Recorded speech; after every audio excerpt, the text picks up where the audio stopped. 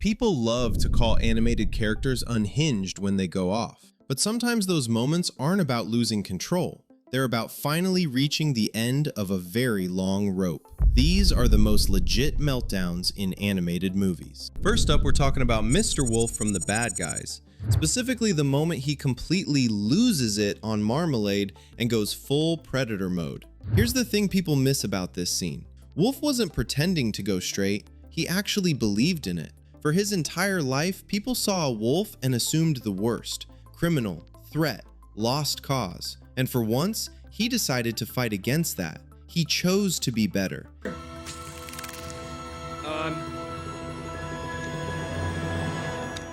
Professor Marmalade! He genuinely put his faith in Marmalade because he thought somebody finally saw him for who he could be, not who the world assumed he was. And Marmalade destroyed that. Not just casually, deliberately. He set Wolf up so cleanly that the whole world bought it without question. Because of course they did. He's a wolf. They were always waiting for him to slip. That's the cruelty of it.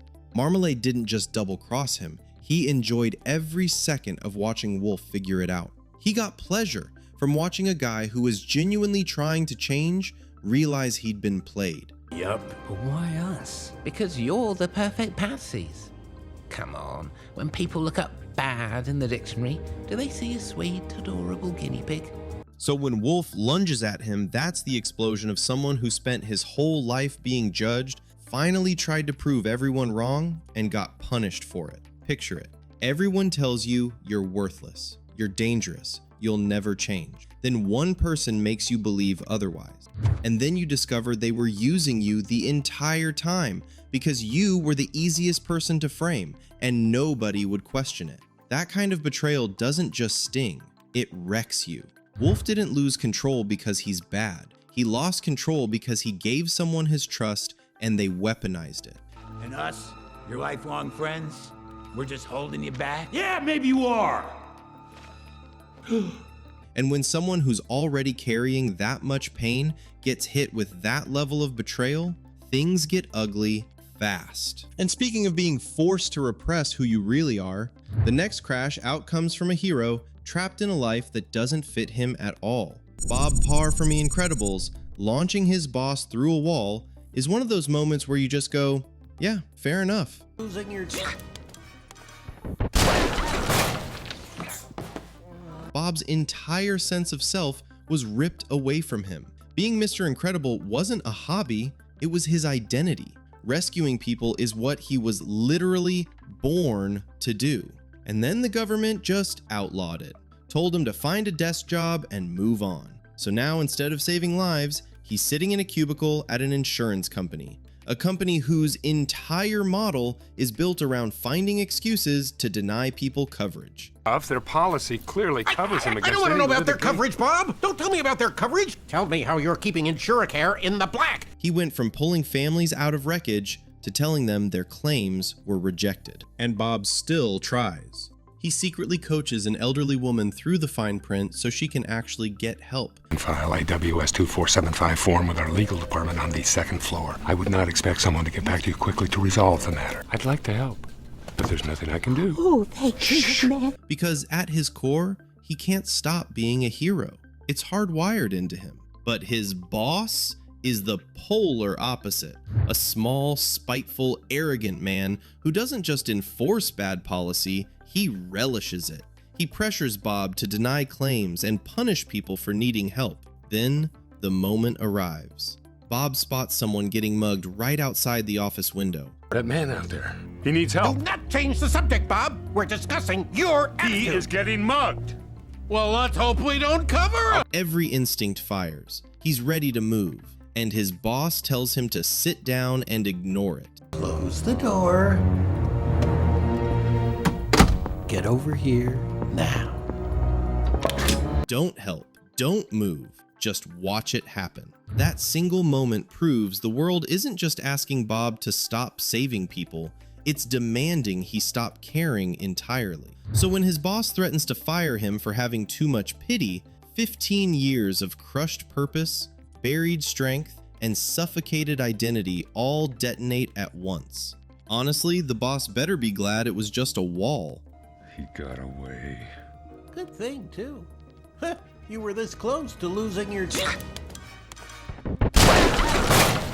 Bob's story is about a hero whose purpose is taken from him. Our next character is a kid whose entire world is taken from him long before he ever gets a chance to grow up. Hiro from Big Hero 6 ordering Baymax to destroy Callahan. Baymax, destroy. My programming prevents me from injuring a human being. Might be the single most understandable meltdown in any animated film ever made.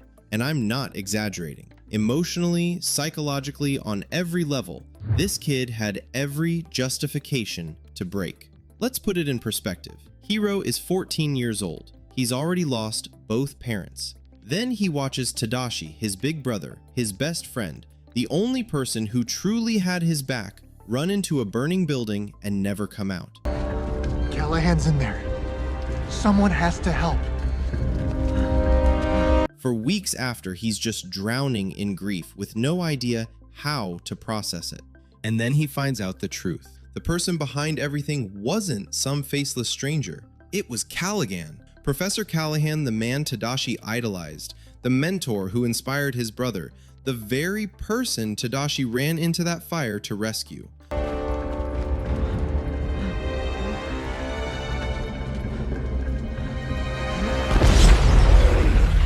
So Tadashi's death wasn't just a random tragedy, it was meaningless. He gave his life for the man who orchestrated the entire disaster.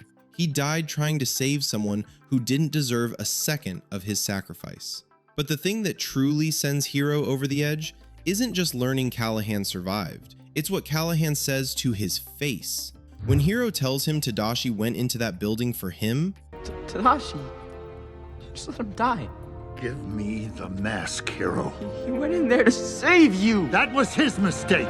Callahan responds like it meant nothing. Zero remorse, zero guilt. Like Tadashi's life was an inconvenience. Yes, Callahan lost his daughter, and that's really heartbreaking. But leveraging that grief to endanger an entire city and then dismissing the death of a kid who sacrificed himself for you? That's something far darker. So when Hiro rips out Baymax's care chip and tells him to destroy Callahan, that's a 14-year-old kid carrying unprocessed trauma, a stolen invention, a dead brother, and a mentor who looked him dead in the eye and said none of it mattered. No, stop, he's getting away. If any character in animation history earned their breakdown, it's Hiro. Hiro fights back with rage, but our next character shows what happens when a kid tries to escape pain they can't even name. Riley from Inside Out's decision to run away from home is one of the most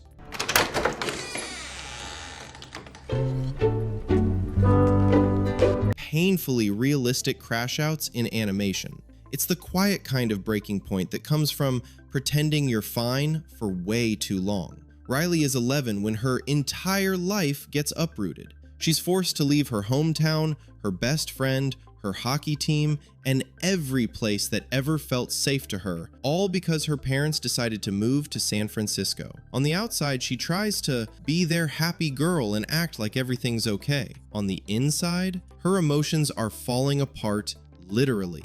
I guess all I really want to say is thank you. All this confusion, you've stayed our happy girl. Yeah, sure. Joy keeps pushing sadness away, trying to protect Riley from negative feelings, and in the process, Riley loses access to the very emotions she needs to process what's happening. The result is that Riley doesn't cry, doesn't talk, doesn't open up, she just shuts down. Hockey stops feeling fun. She snaps at her parents at dinner, then feels worse afterward. Her core memories and the islands of her personality, family, friendship, goofball, honesty, hockey, start collapsing one by one.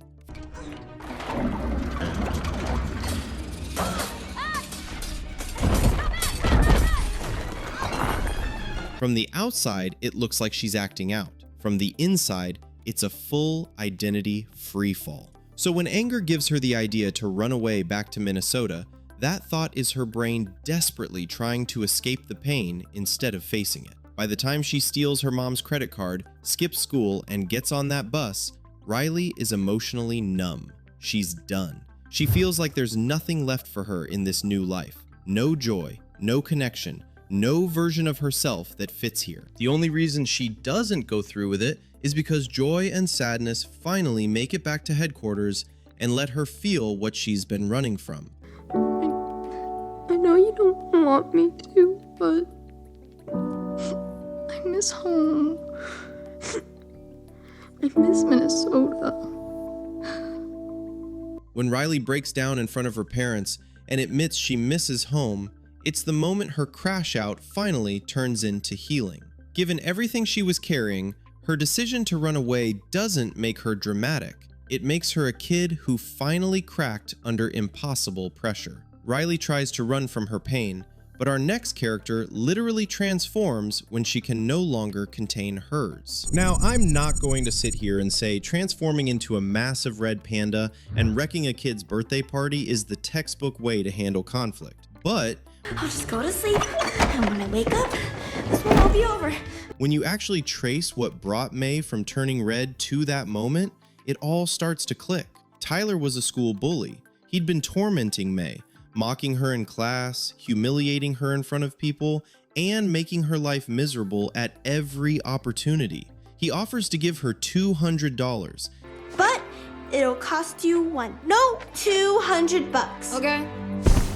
The exact amount she needs for the concert to come to his birthday party as the panda. So she feels like she has no choice. By this point, May is already emotionally overloaded. She's a teenager juggling a supernatural power she can't control, intense pressure from her mom, and demanding friends, all while trying to make money for the one thing she really wants. Then, the concert she's been working toward falls on the same night as a family ritual her mom organized. They'll be cranking open the Sky Dome and performing under a red lunar eclipse. It's gonna be galactic, but You said the concert was the 18th. Everything collapses simultaneously. And right in the middle of that emotional overload, Tyler, the kid who's been making her life miserable, decides to publicly insult her family, her culture, and her heritage. That's personal. Fine! Get out of here! Go back to your psycho mom and your creepy temple, you freak! So when May snaps and goes full panda on him, yeah, it's intense. But it's the inevitable result of constant pressure with zero release. She was a kid being squeezed from every angle. Her mom wanted perfection, her friends wanted commitment, and she expected herself to hold it all together while every strong emotion physically transformed her into a giant animal. When Tyler crossed that final line, the dam broke. Simple as that. Jimmy, stop! What is going on here? Last but not least, Woody from Toy Story, the one who had a meltdown at the gas station. When you actually examine what leads to that explosion, Woody's breakdown isn't really about jealousy. Not entirely, anyway. Buzz Lightyear mission log. The local sheriff and I seem to be at a huge refueling station of some sort. It's about an identity being stripped away in real time.